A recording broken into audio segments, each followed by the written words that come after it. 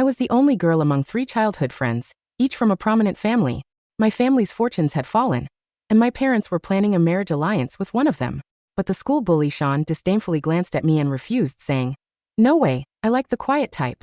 I just see her as a brother." The sweet, puppy-like Xavier shrugged regretfully. "I just see her as a sister." And the academic top Zane coldly stated, "She's reckless and clumsy. She's not suitable to be my wife." Their rejections and belittling remarks were careless and unrestrained, leaving my parents awkwardly laughing it off. I was utterly heartbroken. So I told my parents, "Mom and Dad, I have a boyfriend."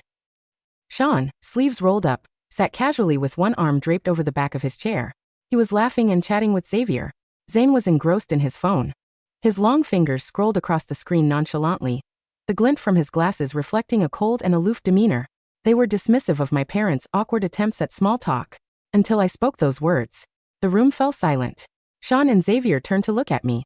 Zane looked up, his meaningful gaze piercing me. I remained unaffected. I simply told my equally shocked parents, "You should have told me about this arranged marriage earlier. This whole misunderstanding could have been avoided." They're right. Even though we're childhood friends, I only consider them brothers. There's nothing romantic between us. My parents hadn't told me about the arranged marriage beforehand, fearing I'd be embarrassed. They had carefully selected Xavier, who was 2 years younger than me, sweet and lively. He'd almost never fought with me. They hadn't anticipated the other 2 would show up. While I was upset my parents had kept it from me, I was more heartbroken and saddened. Things weren't always this bad for our family. My mom once asked if I had a crush. I looked away, silent. My mom immediately understood. She smiled, tentatively asking if it was one of my 3 childhood friends. I blushed, angrily telling her to stop. She understood. But I became wary, hiding my feelings carefully. They couldn't tell who I liked. Until my dad's investment failed, and our family's wealth plummeted. The family's fortunes dwindled, and the other 3 families subtly distanced themselves. My mom thought if she didn't help me, my stubbornness meant I'd never confess my feelings. So she impulsively planned this blind date without telling me. Although Xavier's parents weren't there, Shawn and Zane's were. My parents still took it seriously. They openly discussed our family situation, saying that a marriage alliance would be ideal if there was mutual attraction. But if not, it was just a casual gathering. They hadn't expected my 3 childhood friends would reject their cherished daughter so unceremoniously. I was used to it. But seeing the strained smiles on my parents' faces, a familiar pang of pain gripped my heart. Finally, I interrupted their cruel behavior. Before my parents could ask what was wrong, I stood, surveyed them and coldly said, "I don't think you guys want to have dinner. Let's just call it a night." My parents went to get the car. As I followed, someone grabbed my arm from behind. I turned to see Shawn's unhappy face. He wore a white shirt over a black low-cut t-shirt. His stylish and rebellious look mirrored his personality. His newly pierced diamond studs were visible above his sexy collarbone. He stared down at me, smirking sarcastically. "You've gotten feistier, haven't you? I heard you took a leave of absence. Where'd you find this boyfriend? How old is he? What does he look like? Do I know him?" His aggressive questions seemed caring. Yet if I answered honestly, he'd mock and belittle me, saying I wasn't worthy. This has happened many times. I reacted instantly. I flung his hand away, uncontrollably shouting, "It's none of your business." Shawn stared at his hand, surprised. He stopped smiling. He frowned, his expression worsening. Xavier peeked from behind him. Grinning, he showed his pointed canine teeth. "What's wrong? Such a big reaction." His usually high-pitched voice sounded playful, but his words were contrary. Did Big Sis really find a man on the side? Wow, weren't we 3 enough? His smile widened as he stared at me meaningfully, saying, "So wild." Xavier often joked that the 3 of them were my harem, as if I were promiscuous, powerful, and special. But in our little group, I was the one trying to fit in. I used to deceive myself. Although they teased and belittled me, maybe that's just how guys are. They'd often hang out with me, and they'd defend me if I was bullied. We grew up together. Surely I was different to them. Until that incident, I finally understood. I was just a toy, their amusement. I met Xavier's gaze. His lips were still curved upwards, expecting my reaction to his outrageous comment.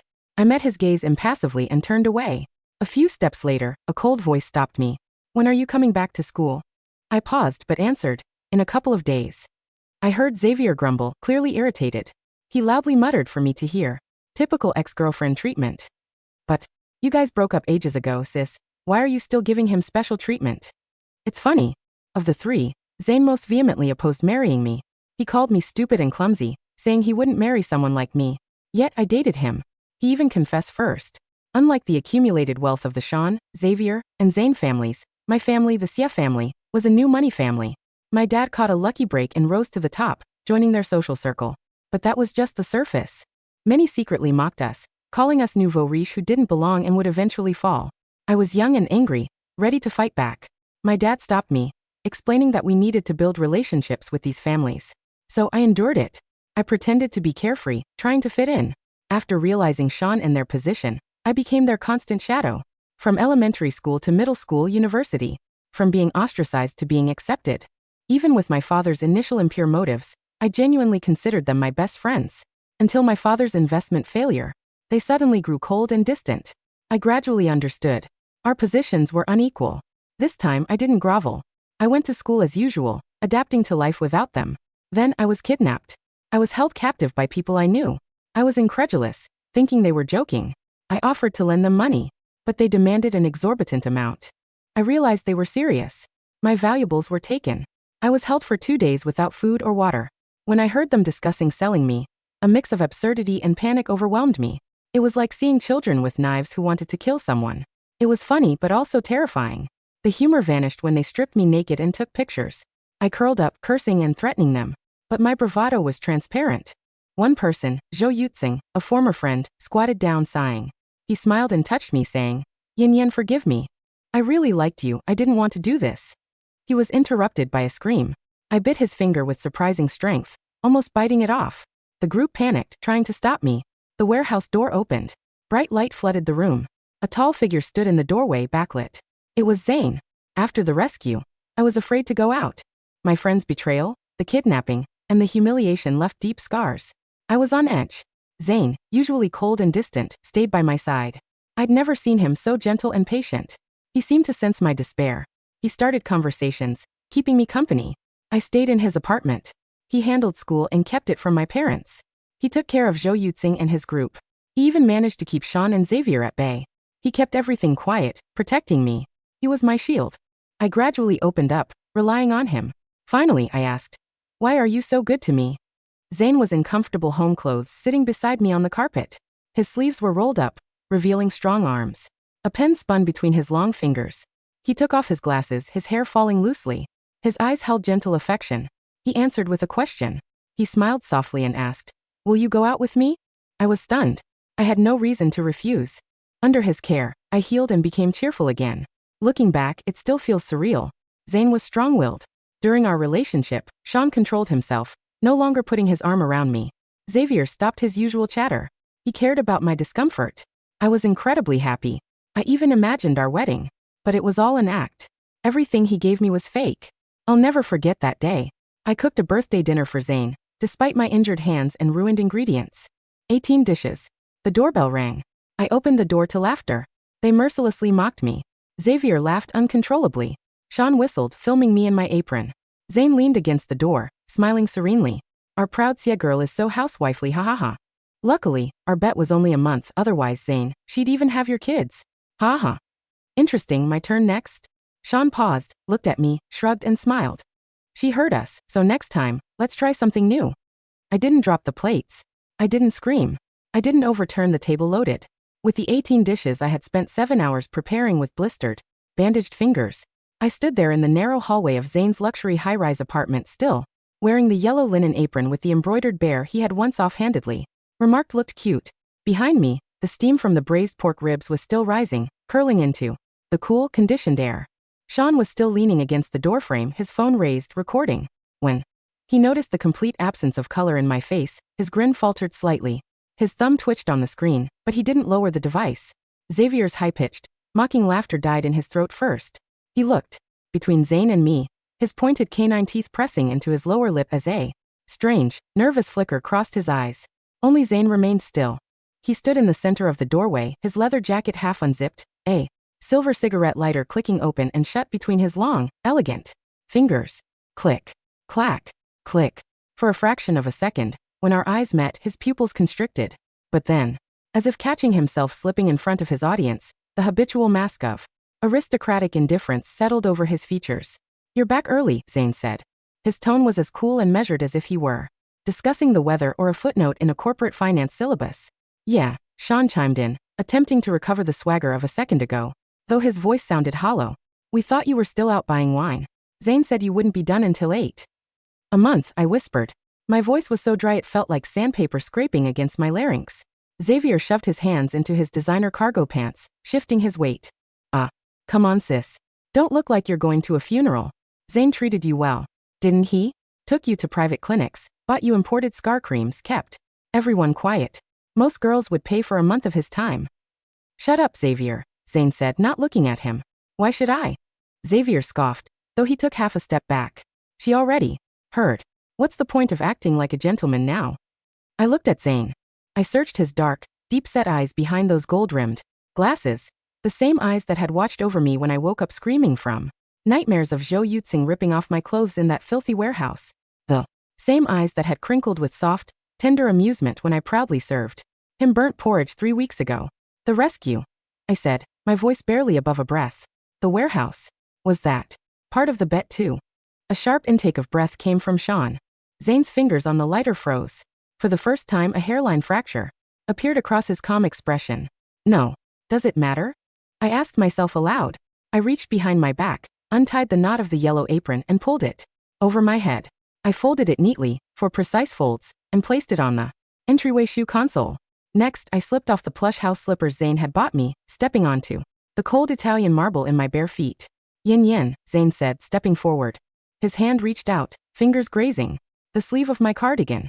I didn't slap his hand away. I didn't recoil.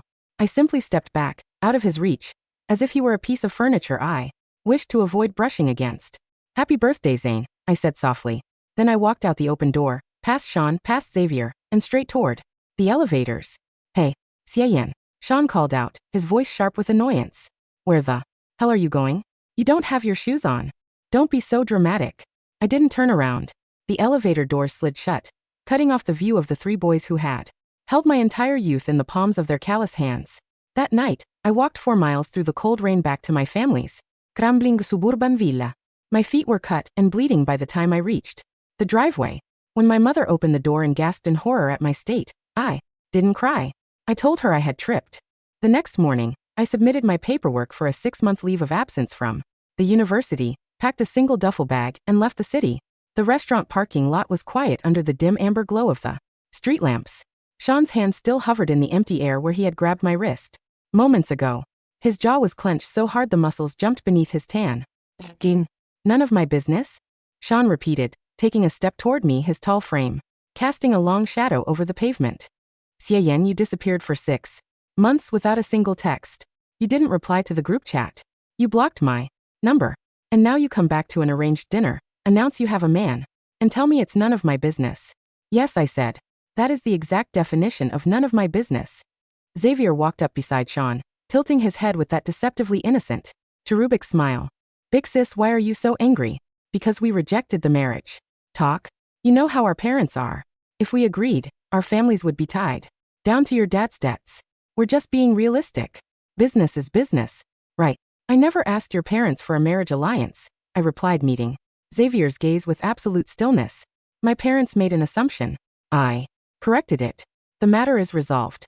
Why are you still standing here? Xavier smila Stefanat. He was used to me blushing, stammering, or desperately trying to explain myself whenever he threw out his venomous little digs. In the past, if he looked slightly unhappy, I would spend days wondering if I had done something wrong, bringing him his favorite matcha lattes to smooth things over. Seeing me look through him as if he were made of glass unsettled him more than a slap in the face. Behind them, the restaurant's heavy glass doors pushed open again. Zane walked out slowly. He had put on his long charcoal overcoat, his hands buried deep in his pockets. The cool night breeze stirred his dark hair, exposing the sharp, aristocratic line of his forehead. Under the streetlight, the gold frames of his glasses caught the light, hiding his eyes. He stopped 3 paces away. You shouldn't lie about having a boyfriend, Zane said, his voice quiet, steady, and infuriatingly condescending. Uncle Xia's financial situation is precarious. Fabricating a relationship just to save face in front of our parents will only make things more difficult when the rumors spread. I looked at Zane. For 3 years after our falling out, I had wondered what it would feel like to see him up close again. I had feared the phantom ache in my chest, the lingering humiliation of that birthday dinner. Yet looking at him now, under the harsh sodium light, all I felt was an overwhelming, sterile emptiness. I didn't lie, I said. Zane's eyes narrowed slightly behind his lenses. Then who is he? Why does it matter to you, Zane? I asked, a faint, humorless smile touching my lips. You already made your position abundantly clear at the dinner table. I'm reckless, clumsy, and utterly unsuitable to be your wife. Why should a genius like you waste brain cells on the romantic life of someone so beneath you? Zane's throat bobbed. He opened his mouth, but before he could speak, the deep rumble of an engine broke the quiet of the private parking lot. A sleek, midnight blue Bentley Continental GT glided smoothly to the curb right in front of us. The headlights cut through the darkness, illuminating Shawn's scowl, Xavier's wide eyes, and the sudden rigidity in Zane's shoulders. The driver's side door opened. A man stepped out into the night air. He was tall, easily half a head taller than Shawn, dressed in an impeccably tailored three-piece suit without a tie, the top button of his white shirt casually undone. His features were sharply defined, carrying the quiet, dangerous authority of someone who commanded boardrooms across international borders, not petty university cliques. Shen Huai, the current head of Shen Group, the undisputed titan of the capital's venture capital market, and the man who had bought out my father's bad debts 4 months ago at my personal pitch. Shen Huai didn't spare a glance at the 3 young heirs standing by the curb. He walked straight toward me, holding a soft cashmere coat over his arm. Without a word, he draped the coat over my shoulders, his long fingers gently brushing a stray lock of hair away from my cheek. The meeting ran 20 minutes late, Shen Huai said, his voice deep, low, and entirely natural. Did you wait long? The temperature in the parking lot seemed to plummet several degrees. Shawn stared at Shen Huai, his mouth parted slightly, the diamond stud in his ear catching the car's headlights. As heirs of prominent local families, they knew exactly who Shen Huai was. Their fathers bowed and offered two-handed handshakes whenever Shen Huai attended regional business summits. He operated in a league their family enterprises spent decades trying to reach. Mr. Shun.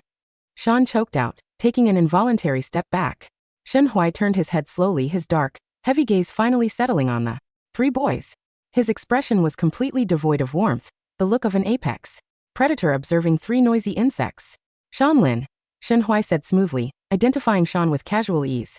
Your father mentioned last week at the golf club that he was sending you abroad to manage the Singapore branch. I see you're still lingering in the city. Shawn's face flushed an ugly, mottled red. To be dismissed like an errand boy in front of the girl he had spent years tormenting was a direct blow to his fragile ego. Xavier was entirely silent now, his canine teeth buried deep into his lip, his usual playful spark replaced by sheer panic. He knew that one word from Shen Huai could terminate the supply contracts Xavier's family relied on for 70% of their annual revenue. Zane was the only one who stepped forward. His fists were clenched inside his overcoat pockets, his posture stiff as a steel rod. Mr. Shen, Zane said, his voice tight, struggling to maintain his usual academic composure. I didn't realize you were acquainted with Yen Yen. Yen Yen. The intimacy of the nickname sounded jarring, almost pathetic coming from his lips now. Shen Huai didn't answer Zane immediately. He turned to me, his hand resting lightly and protectively at the small of my back. Are you ready to go? Shen Huai asked me, his tone shifting into something remarkably soft. Your father just signed the final restructuring agreement. And your mother are waiting for us at the hotel. Yes, I said, leaning slightly into his side. I'm ready. As we turned toward the Bentley, Zane's voice cracked through the night air, louder and more urgent than I had ever heard it before. Xiayan. I paused, looking back over my shoulder. Zane's glasses had slipped down the bridge of his nose slightly. His knuckles were bone white. You really date him? Zane asked, his voice shaking with a bizarre mix of disbelief and thinly veiled panic. You've only been gone 6 months. How could you? Mr. Gu, I interrupted, using his formal surname for the first time in 15 years. Zane froze as if struck. When I was dying of thirst in that warehouse, I thought you were my savior, I said, my voice clear and calm in the night breeze. When you turned my gratitude into a 30-day wager to entertain your friends, you proved you were nothing more than a spectator to my humiliation. I looked past him, meeting the stunned gazes of Shawn and Xavier. You 3 spent years treating me like a stray dog you could kick whenever you were bored and pet whenever you wanted to feel benevolent, I continued. You thought my family's ruin meant I would forever be your plaything. But you forgot one thing. I smiled, a small, bright, untroubled smile that held no hatred, only absolute closure. I grew up. Shen Huai opened the passenger door for me. I stepped inside without looking back. The Bentley's engine purred to life, and the car pulled away from the curb, leaving the 3 heirs standing in the exhaust mist, bathed in the cold, unforgiving glare of the streetlights. The return to the university campus 3 days later was not the quiet transition I had anticipated. News in wealthy circles travels faster than fire in a drought. By Monday morning, the entire campus knew that the Xie family, once written off as bankrupt nouveau riche on the brink of liquidation, had secured a massive $40 million equity infusion from Shawn Group. More importantly, rumors had exploded across the student forums that Xavier had returned from her leave of absence not as a disgraced outcast, but as the associate director of Shawn Group's new high-tech incubator. When I walked through the brick archway of the management building wearing a tailored ivory pantsuit and low heels, people stopped in the corridors to stare. Is that really Xavier? She looks completely different. Where's that timid girl who used to carry Zane's books? Did you hear? Shawn got into a massive fight with his father yesterday outside the administrative hall. His dad slapped him in public for offending someone at Shawn Group. I ignored the whispers, walking straight toward the lecture hall for advanced macroeconomic theory. Just as I reached the double doors, a hand shot out and gripped the doorframe, blocking my path. Shawn stood there. He looked terrible. His hair was messy, the designer shirt rumpled and dark purple shadows bruised the skin beneath his bloodshot eyes. The diamond studs were gone from his ears, leaving small, red, inflamed holes. Xavier, Shawn croaked, his voice raspy. We need to talk. I stopped, maintaining a two-pace distance. Excuse me, Mr. Lin. Class is about to start. Don't call me Mr. Lin, he snapped, his chest heaving. Several students in the hallway turned around, whispering frantically. Shawn lowered his voice, stepping closer, his posture hunching as if trying to shrink his imposing height. Yin, look, about the dinner the other night. I was talking out of my ass. You know how I am. I'm loud, I say stupid shit to sound cool in front of the guys. I know, I said evenly. Then you know I didn't mean it. Shawn's hands reached out, trembling slightly, hovering near my shoulders without daring to touch. I never saw you as just a brother. When you were little, remember when that kid from the sports academy stole your bicycle? I beat him until my knuckles bled. I spent 2 weeks in detention for you. You did. I agreed, my tone entirely flat. And 2 days later, you charged my father's company credit card for the broken window of the academy's gym, laughing that the nouveau riche should pay for the honor of your protection. Shawn choked on his breath. That was my mom. She made me do that. Shawn, I said, looking him dead in the eye. You didn't protect me because you cared about me. You protected me because you considered me your property. You couldn't stand other people touching what you thought belonged to you. That's not true. Then why were you recording me with your phone while Xavier laughed at my 18 dishes? The question dropped between us like a block of concrete. Shawn's face went completely gray. His lips parted, but no sound came out. Let me through, I said. He stood frozen for 3 long seconds before his arm slowly fell from the doorframe like a marionette with its strings cut. I walked past him into the lecture hall without a backward glance. The lecture hall was tiered, with rows of polished oak desks rising toward the back. I took a seat in the 3rd row near the window, opening my tablet to review the case study files Shawn had sent me that morning. A minute later, the seat beside me creaked. A delicate, sweet scent of citrus cologne drifted over. Xavier sat down next to me, wearing an oversized pastel hoodie that made him look like an innocent high schooler. His large almond-shaped eyes were wide and glistening with moisture, his lower lip protruding in his classic, adorable pout. Big sis, Xavier whispered, tugging gently on the corner of my blazer. Are you really going to ignore your little puppy forever? In the past, whenever Xavier made that face, my heart would melt. I would give him my dessert, let him copy my assignments, and forgive him whenever he broke my belongings or spread embarrassing rumors about me behind my back. I slowly turned my head and looked at his hand on my blazer. Xavier, I said softly. Yes, sis, he replied, his eyes brightening with instant hope, his canine teeth peeking out in a sweet grin. If you don't take your hand off my clothes in 3 seconds, I will forward the audited expense reports from your father's logistics subcontract to the University Ethics Committee. Xavier me la froja instantly. His fingers remained on my sleeve for 1 second, 2 seconds, then snapped back, as if my coat were coated in white hot iron. What did you say? Xavier whispered, the childish innocence vanishing from his face like grease washed away with acid. During the 6 months I was in the capital, I said, not even looking up from my tablet screen, I audited 3 years of supply chains between my father's firm and your family's distribution network. You personally signed off on 12 fake transport manifests to pocket $240,000 for your underground sports betting debts. Xavier turned the color of chalk. You investigated me? I investigated the leaks in my father's business, I corrected him calmly. You just happened to be the rat in the pipes. Yen, Xavier hissed, his voice dropping an octave into something harsh, bitter and ugly. We grew up together. I called you big sis for 15 years. You're going to destroy my family over a few stupid jokes? I turned to face him, my expression utterly devoid of pity. When Zhou Yuxing took pictures of me in that warehouse, he told me that you were the one who gave him the master key to the gate. Xavier's breath completely hitched. The air between us turned ice cold. You thought I didn't know, I whispered, leaning in just enough so that only he could hear. Zhou Yuxing owed you $80,000 in gambling debts. You told him that if he scared the proud Xia girl and got my father to pay a ransom, his debt to you would be cleared. Xavier began to tremble violently. The pastel hoodie, the sweet puppy dog face, the charming smile, all of it shattered into jagged, pathetic fragments. I didn't think they would actually hurt you. Xavier stammered, tears of genuine terror finally spilling down his cheeks. Zane said he would track you. He promised he would get there before anything happened. So Zane knew from the start. I said, a final missing piece of the puzzle, clicking cleanly into place in my mind. A bitter, cold laugh escaped my throat. You set the fire, Zane brought the water, and Shawn filmed the ashes. I closed my tablet with a crisp, final snap. Get away from me, Xavier. If I see you within 10 feet of me again, those audit files go to the public prosecutor. Xavier scrambled out of his seat so fast he tripped over his own backpack, drawing the bewildered stares of 50 students as he practically crawled toward the exit doors and bolted into the hallway. The university library at dusk was a quiet sanctuary of amber lights and towering mahogany bookshelves.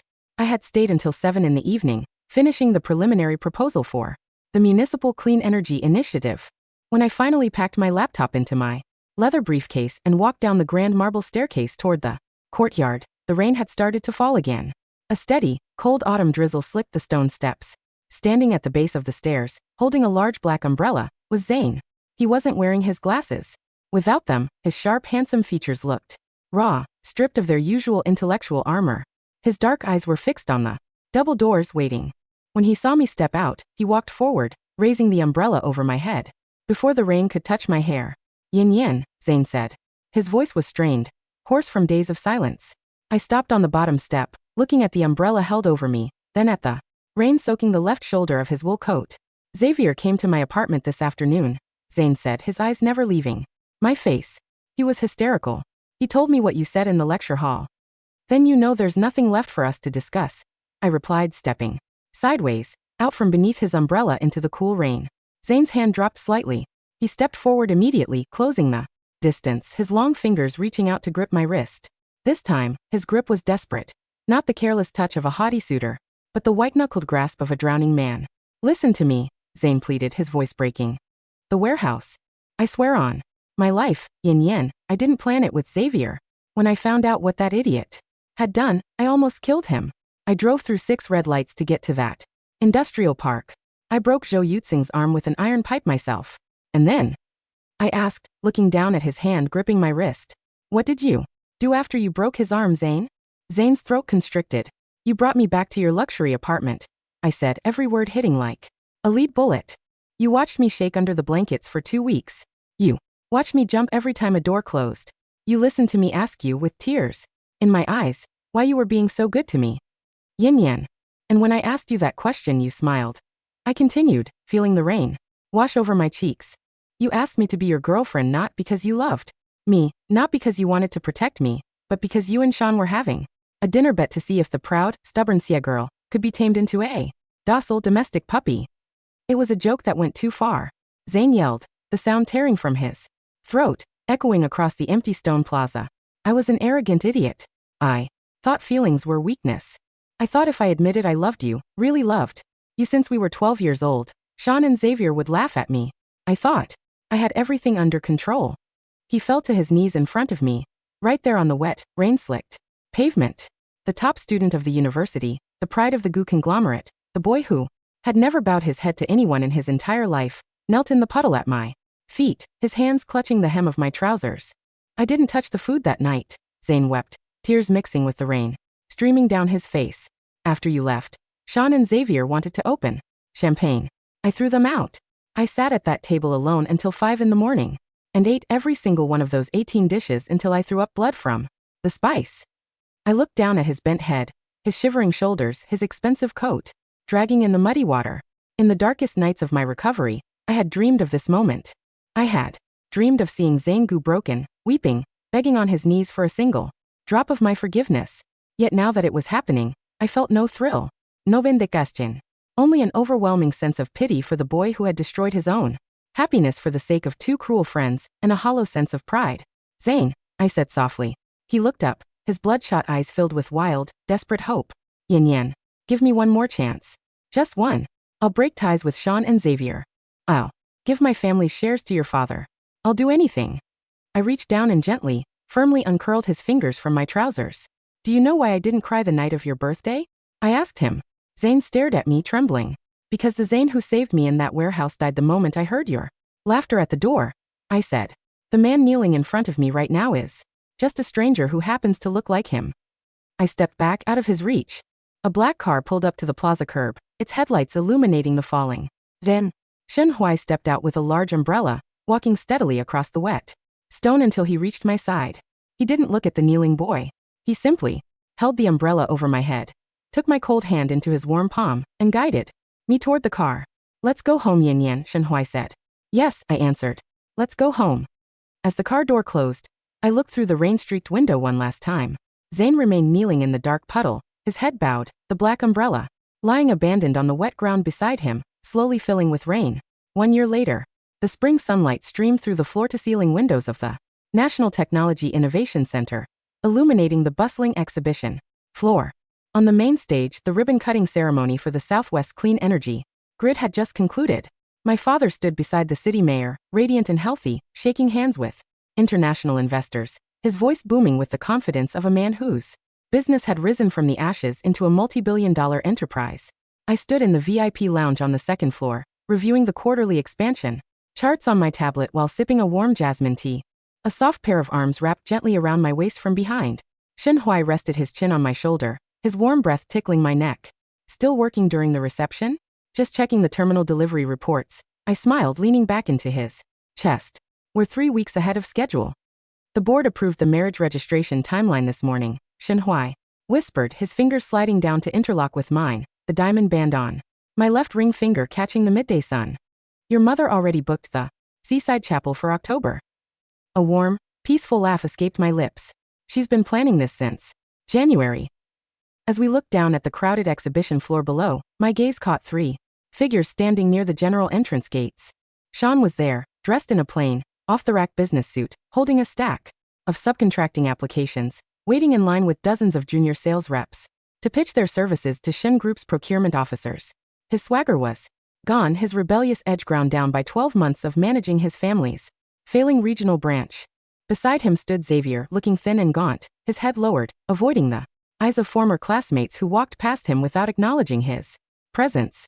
His father's logistics firm had been forced into restructuring, stripped of all major municipal contracts, and standing near the glass doors, looking up toward the second-floor VIP balcony was Zane. He wore his old gold-rimmed glasses again. He was standing alone in the crowd, clutching a worn leather notebook to his chest, the same notebook I had given him 5 years ago for his 18th birthday. Our eyes met through the glass. Zane didn't wave. He didn't try to come up. He simply stood there in the bright spring light, watching the man beside me hold my hand, watching the bright, untroubled smile on my face.